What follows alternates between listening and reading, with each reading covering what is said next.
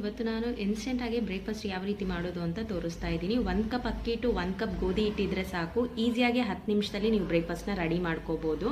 ಸ್ವಲ್ಪ ಜೀರಿಗೆ ಮತ್ತು ಉಪ್ಪು ಹಾಕಿ ನಾನು ಹಿಟ್ಟನ್ನ ಕಲಿಸ್ಕೊತಾ ಇದ್ದೀನಿ. ದೋಸೆ ಹಿಟ್ಟು ಯಾವ ರೀತಿ ಅದಕ್ಕಿರುತ್ತಲ್ಲ ಅದಕ್ಕಿಂತ ಸ್ವಲ್ಪ ಗಟ್ಟಿಯಾಗಿ ಕಲಿಸ್ಕೋಬೇಕಾದ್ರೆ 5 ನಿಮಿಷ ನೆನೆಯಕ್ಕೆ ಬಿಡೋಣ. ಅಷ್ಟರಲ್ಲಿ ನಾನು ಈರುಳ್ಳಿ, ಹಸಿಮೆಣಸಿನ್ಕಾಯಿ, ಕೊತ್ತಂಬರಿ ಸೊಪ್ಪು, ಕರ್ಬೇವಿನ ಸೊಪ್ಪು ಹಾಗೆ ಕ್ಯಾರೆಟ್ನ ಹಾಕೋತಾ ಇದ್ದೀನಿ.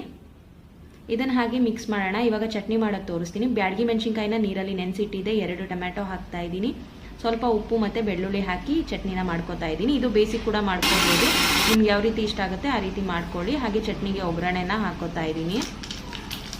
ಚಟ್ನಿ ಕೂಡ ತುಂಬ ಈಸಿಯಾಗಿ ಆಗುತ್ತೆ. ನೀವು ಕರೆಕ್ಟಾಗಿ 10 ನಿಮಿಷದಲ್ಲಿ ಬ್ರೇಕ್ಫಾಸ್ಟ್ ರೆಡಿನೇ ಆಗಿಬಿಡುತ್ತೆ. ಈಗ ಈ ನನ್ನ ವಿಡಿಯೋ ಇಷ್ಟ ಆಗಿದ್ರೆ ಲೈಕ್ ಹಾಗೂ ಕಮೆಂಟ್ ಮಾಡಿ. ಹಾಗೆ ಫಸ್ಟ್ ಟೈಮ್ ನನ್ನ ಚಾನಲ್ನ ನೋಡ್ತಾ ಇದ್ರೆ ನನ್ನ ಚಾನಲ್ನ ಸಬ್ಸ್ಕ್ರೈಬ್ ಮಾಡೋದಕ್ಕೆ ಮರಿಬೇಡಿ. ಸಪೋರ್ಟ್ ಮಾಡಿ. Thank you so much for watching. ಇದೇ ರೀತಿ ಹೆಚ್ಚು ವೀಡಿಯೋಸ್ನ ಅಪ್ಲೋಡ್ ಮಾಡ್ತಾ ಇರ್ತೀನಿ.